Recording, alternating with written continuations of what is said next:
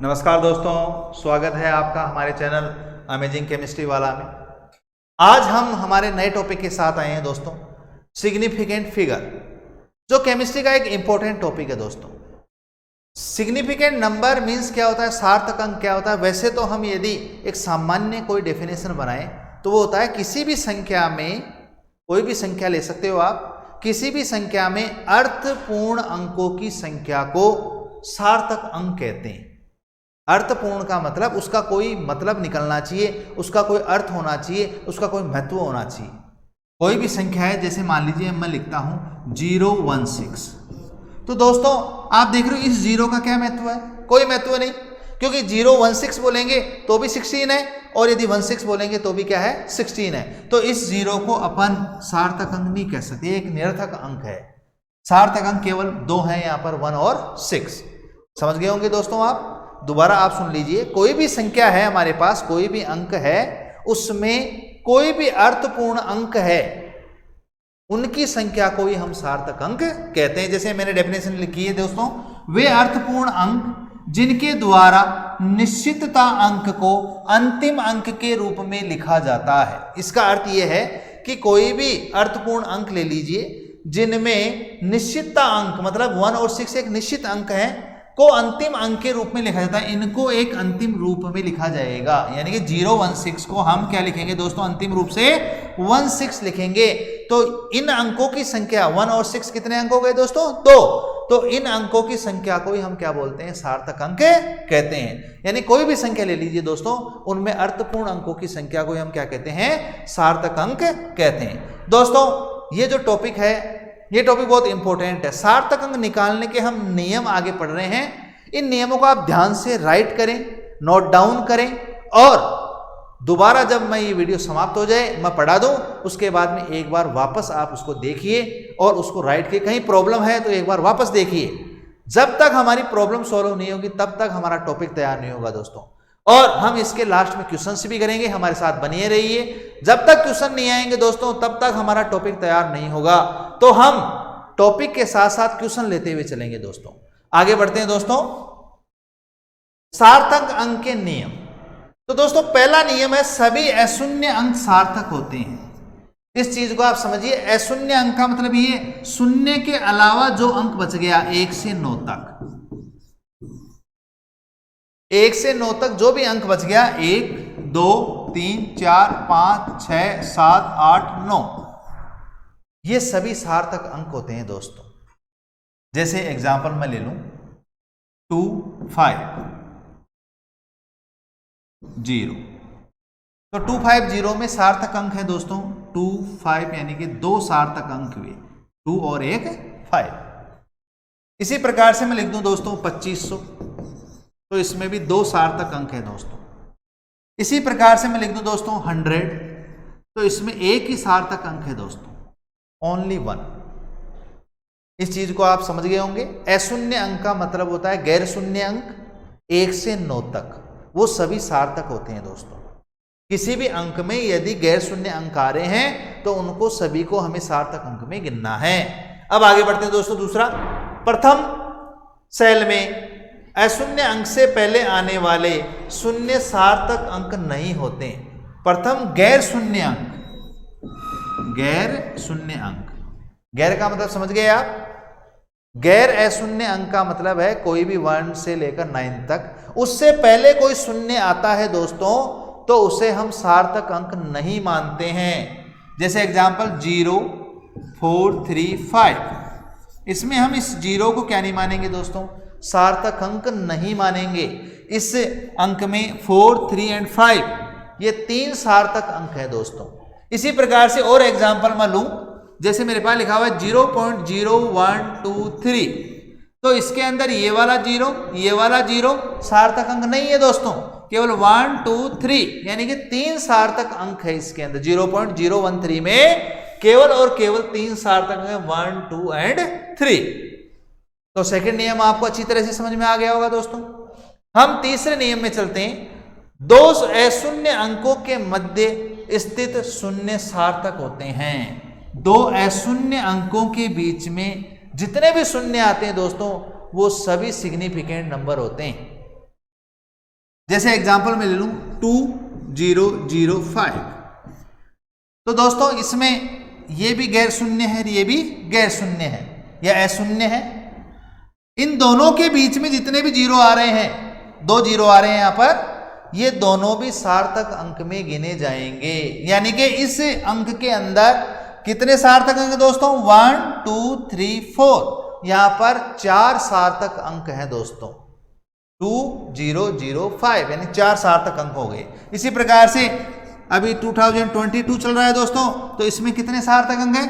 1 2 3 4, क्योंकि ये जो जीरो है ये 2 अशून्य अंकों के बीच में है दोस्तों। नेक्स्ट आगे बढ़ते हैं। वे शून्य जो दशमलव की दाईं ओर आते हैं, जैसे मान लीजिए ये दशमलव है हमारे पास और इसके दाईं ओर यानी इस साइड में आते हैं, सार्थक अंक होते हैं।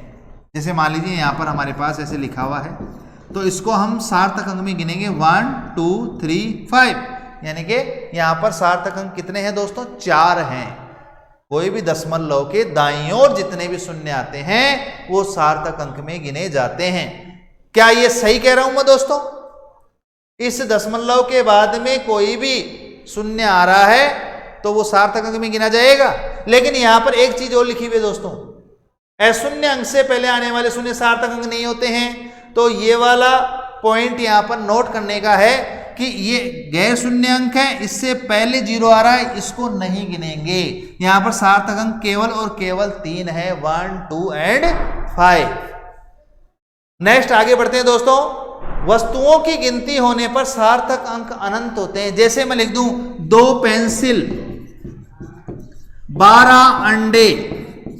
बेटा अंडों का नाम सुनकर के मुंह में पानी आ रहा होगा, नहीं बेटा अपन को अंडे नहीं खाने हैं। यहां पर हमें अंडे गिनने हैं दोस्तों, 12 अंडे। इसी प्रकार से 12 पेन। तो यहां पर हमने पेंसिल की गिनती की है तो इसमें अनंत सार्थक अंक होंगे। इसी प्रकार से 12 अंडे, तो यहां पर हमने गिनती की है दोस्तों, इसमें भी सार्थक अंक अनंत होंगे। और यहां पर 12 पेन, यहां पर भी हमने गिनती की है दोस्तों, तो यहां पर भी सार्थक अंकों की संख्या कितनी होगी? अनंत होगी। आगे बढ़ते हैं दोस्तों। वैज्ञानिक संकेतन में लिखी गई सभी संख्याओं के अंक सार्थक होते हैं। इंपॉर्टेंट, वैज्ञानिक संकेतन में यदि कोई चीज लिखी हुई है तो उसमें जितने भी अंक होते हैं वो सभी सार्थक होते हैं। जैसे मैं एग्जांपल लिखूं 4.12 इंटू 10 की पावर -3, तो इसमें सार्थक अंक कितने हैं दोस्तों? 3 हैं। एक तो 4, 1 और ये 2। इसी प्रकार से दोस्तों यदि मैं दूसरी संख्या लिखूं 6.023 इंटू 10 की पावर 23, दोस्तों ये संख्या आपको याद आ रही होगी, ये अवोगाद्रो संख्या है दोस्तों, एवोगैड्रो नंबर है 6.023, यानी कि इसके अंदर कितने सार्थक अंक हैं दोस्तों? 4 सार्थक अंक हैं। एक तो 6, एक 0, एक 2 एंड एक 3। तो ये 6 नियम है दोस्तों। इन 6 नियमों को आप समझ लीजिए। कोई समझ में नहीं आता है तो आप मुझे कमेंट बॉक्स में डाल दीजिए, मैं दोबारा आपको समझा दूंगा। लेकिन यहां पर आप दोबारा रिपीट कर लीजिए। यदि कोई अशून्य अंक होते हैं किसी अंक के अंदर तो वो सभी सार्थक होते हैं। किसी गैर शून्य अंक से पहले आने वाले जितने भी शून्य होते हैं वो सार्थक अंक नहीं होते हैं। 2 अशून्य अंक या फिर गैर शून्य अंकों के बीच में जो शून्य होते हैं वो सभी सार्थक होते हैं। और जो दशमलव के दाईं ओर शून्य आते हैं वो सार्थक अंक होते हैं। वस्तुओं की गिनती यदि की जाए तो सार्थक अंकों की संख्या अनंत होती है। और वैज्ञानिक संकेतन में जितनी भी संख्याएं लिखी हुई होती है वो सभी सार्थक होती है। तो दोस्तों आगे बढ़ते हैं हम अपने क्वेश्चंस के अंदर। जब तक हम किसी टॉपिक के क्वेश्चन नहीं करेंगे हमारा टॉपिक क्लियर नहीं होगा। तो हम साथ में क्वेश्चन लेके चल रहे हैं, आप भी कॉपी और पेन लीजिए और क्वेश्चंस को हल कीजिए। ये जेट 2022 में आया हुआ है दोस्तों, जेट 2022 के अंदर ये क्वेश्चन आया हुआ है कि 100 में सार्थक अंक कितने होते हैं। तो यहां पर 100 दिया हुआ है दोस्तों, तो ये केवल और केवल इसमें सार्थक अंक है 1।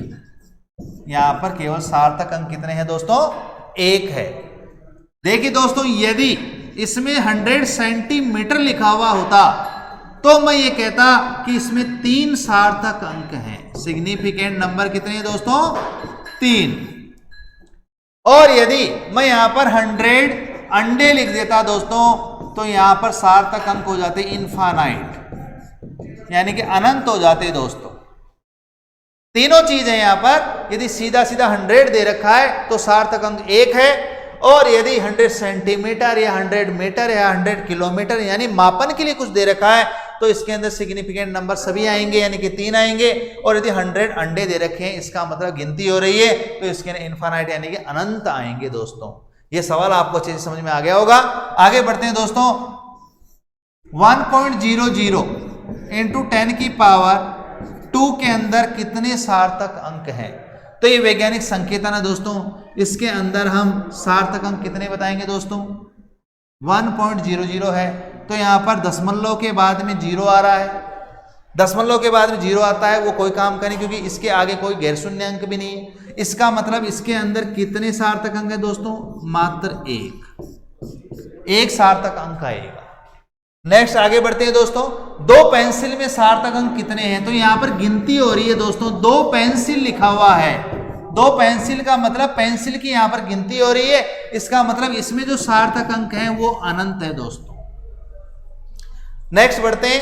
2, 8, 5, 6 व 5.35 में सार्थक अंक ज्ञात करें। तो 2, 8, 5 6 सभी गैर शून्य अंक हैं, इसका मतलब 1, 2, 3, 4 इसमें सार्थक अंक है दोस्तों टोटल 4।